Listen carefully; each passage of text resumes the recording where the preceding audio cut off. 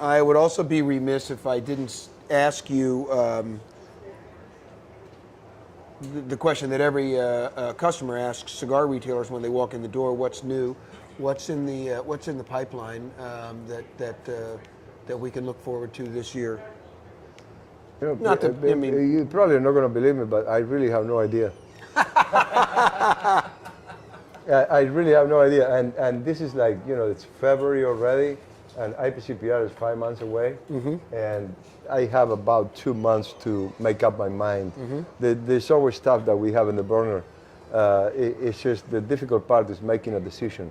Of, you know, we have choices already, but the difficult part is making a decision what we're going to do, what we're going to release. It's not going to be a lot of things. It's going to be just a couple of things, and but we need to have something new and exciting for the trade show. I think it makes the year interesting. After the trade show, there's always something new for you guys to experience. So we will definitely have something new, but I just don't know what it's going to be yet. So, but to put a time frame on that, it's interesting because basically what it means is you got a couple of months to work on you know, whatever comes to your creative consciousness, and then make it a reality. Have enough time so that you can share it with a few people at the show, and then production-wise, if you're lucky, it's ready to ship by the end of September after the trade show. Oh God, we had a national sales meeting in Dominican, and I was asked to please have the cigars ready by the time the show is end, so we can start shipping. And actually, I'm going to try to accomplish that, and so. I think we're going to be after we come back from the show, we're going to be ready to ship product. So probably for the first time. Let's bring up one of the very, very, very few things that LaFleur does that actually isn't on the shelf right here, right now. But I want to ask you about it because it appears to be something that a few players in the industry are now looking at. And this is a project that you have said that Tony really spearheaded. And we're talking about the LaFleur Candela, the green wrapper cigars that you've launched. Yeah, the Candela really surprised me. I mean, it's a very different tasting cigar, and that was probably the first release that the cigars that we released that I had doubts about how well it would. I was very curious to see what the reaction was going to be because it was so different from the trends, from everything that guys smoke, and it was a very pleasant surprise, very, very pleasant. I expected to be a cigar that was going to be for Candela smokers, that only people that smoke Candela cigars will buy. Which is about 0.001 of the marketplace. And so it's really a great business strategy to bring out a line of cigars to cater to the smallest fraction of the industry. So I was not expecting big things about it, but after I started traveling, after we released the cigar, it was a very pleasant surprise to see people that smoke natural wrapper cigars that are not full body, that people that like to smoke mild cigars, they were actually smoking Candela cigars, and that was very pleasant. And they still do it. They still it becomes a part of the rotation. So and it's a huge change of pace from a natural wrapper to a Candela. So it's in Ecuador. Yeah, it's an Ecuador. What do the farmers tell you? Are they happy to sell you Candela just to get it out? Like, okay, we're done. You got it. It's yours now. No. I mean, they were surprised that I was asking for it. You're asking for it. That's what I'm saying. They're like, are you kidding?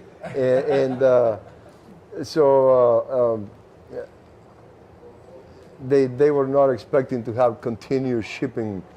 They thought it was going to be a one-shot thing, and but no, we continue buying because the line is doing a lot better than I expected. So. And most of your competitors have done the one-shot approach. They make it and release it around St. Patrick's Day, and that's it. And then it goes away. Okay. Yeah. So, once again, you're a little step ahead. You might be creating a mini Trandol on your own, and if it becomes a success, the guy might have to grow a little bit more. It continues on its pace of growth. It's kind of cool. And growers, they love to grow Candela wrappers. Yeah. It's like, okay, we're done. It's yours now. It saves a lot of time and fermentation, a lot of labor, and a lot of time. Yeah. Let's talk about one of the other reasons why we're lucky enough to see you more often than most people, despite not having Florida weather up here. And that is your involvement in our industry's legislative agenda, in backing off FDA's intent to control, and looking at the things that we've tried to do to organize a loud grassroots voice for cigar smokers across America, and hopefully the success of what CRA is trying to do will prove an effective model for all the other countries in the world where the World Health Organization continues to advance their anti-smoking agenda. Yeah. You've been an incredibly effective spokesman for. How many of you guys are members of Cigar Rights of America? That's freaking great. Wait a minute. Keep those hands up. We got to see about who here needs one of these copies. We actually have some CRA membership forms here. You a member back there? Yes, I am. Good. Will you like to become a member? Okay. Yeah, we have a form. That's an extraordinary deal. It may be the best deal in the business to join and lend your support to CRA and then and get a package in exchange. I never looked at it as something that we should do because it is a deal. No. Although it's a great deal. But you should want to do it as a cigar smoker. But as cigar smokers, it's something that we need to do. We need to get involved, and it's very important. You have no idea the advances that have been made and the level of protection that we now have between Cigar Rights of America, IPCPR, the industry. It's really fighting back. For the first time. For the first time. I mean, we waited forever. And we were getting our asses kicked left and right. And we were just not responding. And these anti-smoking people, they just had a free ride for years and years. And for the first time, I mean, we're able to have a lobbyist on payrolls, and the amount of education that we had transferred to our lawmakers, our congressmen, they had no clue what a cigar was. I mean, they really have no clue what the difference between a cigar and a cigarette was. Yeah. And about the culture of our industry, they have no clue. And now they do understand our industry, and they see these guys. They see Mike Copperman and John and me and Rocky and and Marvin, all the guys, and the cigars guys are here, and we do have a very strong presence in Congress now, and we know what's happening. We know what's coming to us. Nothing is coming by surprise, and but that takes involvement. Takes your time from you guys. Because nothing gets done without money. Yeah. It's the money that comes from the membership, and it's not only the money, but it's the names.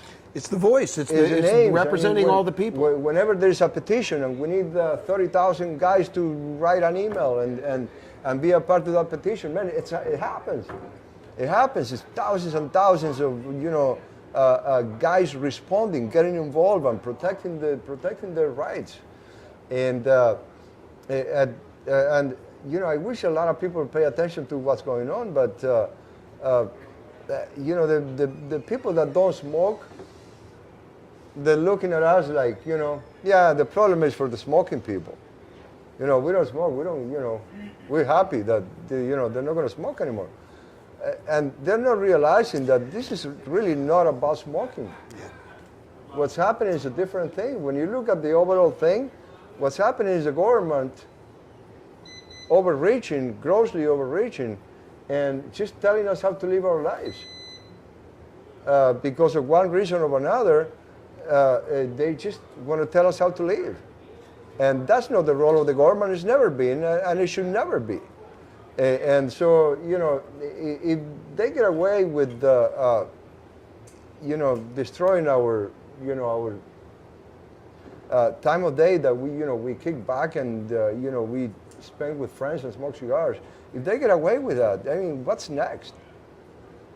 And if the eliminating substances is the answer, where is that going to end? Where are you going to go after? There's a lot of them. So you're going to take all of them away from us because they're not good for our health? So, I think what's happening is a lot more serious than being able to smoke a cigar. Our rights are being taken away. And this is a decision for us. Do we want to smoke? Yeah, we want to smoke, and we're going to do it because it's our right to do so. But there's not a lot of people on the other side.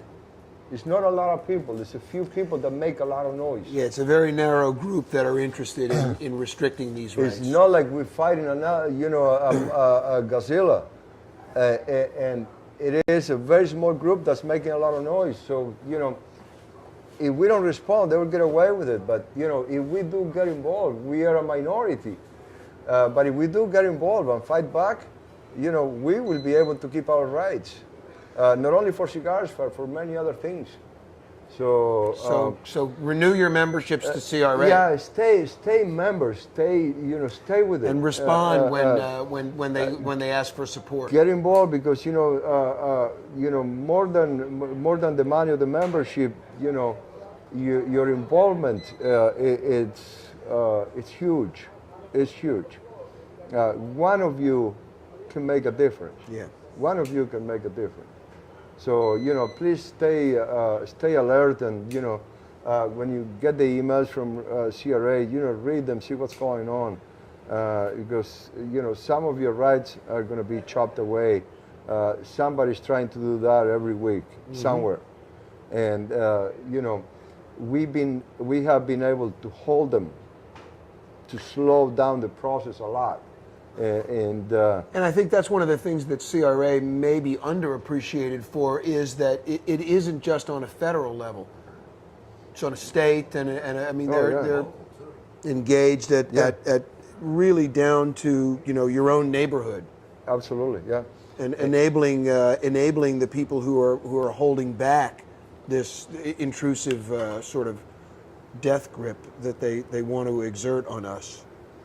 Yeah. So I just, it's extraordinary that we didn't have it before, but we've now got this incredible tool, and to see our trade group, IPCPR, cooperating with CRA more and more and more is just, it's good news for all of you. If you want to continue to be able to come here and relax and enjoy a cigar and relax in the privacy of your home if you're living in a condo. Your involvement, the priority of your involvement should be up there. Very high. With the priorities you have to come here and spend time with your friends and smoke a cigar. Both priorities should be up there. If you don't get involved, we will lose it. We'll lose it big time. So it's important, guys. You get involved in it. Respond to emails and read them and see what's going on. So thank you, because as you already have said, you like to be in the factory at the point of production, on the farm, all of the various responsibilities that you have there while Inez is busy running the company here in the U.S., and yet you still find time to come here as often as you do and make your voice heard. And I know that you're a really powerful spokesman in front of these guys and reminding them that what's at stake is it's much, much bigger than just the latest tax increase or smoking ban. Yep. Can I say one quick thing? Of over 2,000 cigar shops in the United States, we estimate perhaps 1 to 3% of them are active. And a blogger not long ago wrote that if you're going to spend your hard-earned cigar dollars, do it with a tobacconist that's got your back. Yeah. John Anderson not only heavily supports CRA, routinely does events in the downtown store for members of Congress, but he's a member of the executive committee at IPCPR and has been probably more than any retailer, you and Gary probably been the most in terms of walking the halls and taking a leadership position. And John is very humble and doesn't sing his own praises, but he is among the most elite of retailers when it comes to fighting for your guys' rights. And I think that deserves a huge shout. Absolutely. And Paul Stokes as well. He was just tireless work, particularly in the state effort. Yeah, exactly. State here in Maryland, really looking out for all of us. So deserves recognition for it. Now, before we say goodbye and let you enjoy a little Q&A time with these guys, though, I want to ask one question for the simple naked greed commerce. Can we buy some more of these before this tour is over? Yeah, I think part of the program is that you know, if you guys like the response of the consumers with the cigar event, you can order a few boxes after the event. Good. And I don't know what the limit is. I don't know about you guys, but I like to smoke more of these. These are great.